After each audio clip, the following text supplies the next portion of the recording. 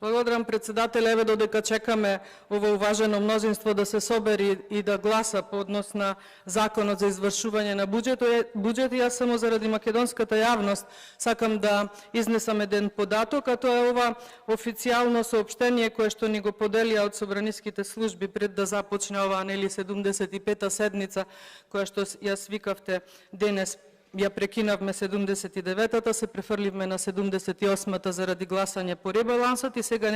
следува 75-та, која што заради јавноста ќе потсетам дека беше со 3 точки на дневен ред. Првата беше за продолжување на кризната состојба во Република Македонија, втората за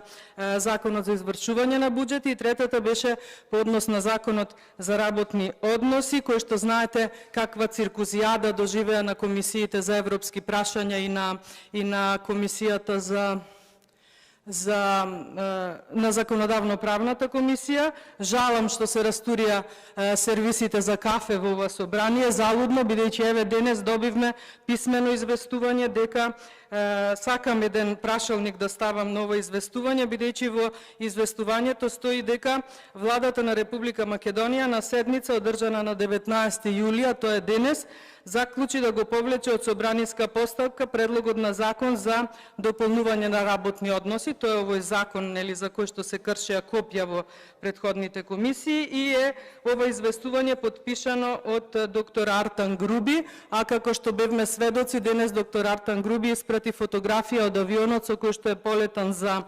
Брисел. Се надевам дека е возможно со електронскава технологија и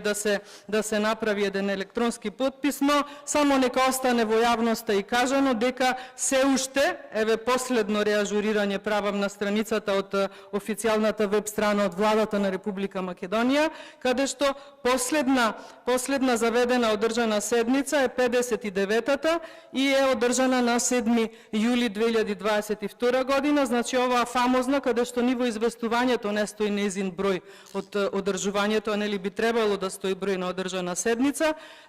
не е се уште на официјалната веб страна, но како и да е, ова секако стои во архивите, па можеби некој ден некои соодветни институции ќе покренат постапка за да се провери како, на кој начин е одржана оваа седница и дали е навистина одржана. Ви благодарам.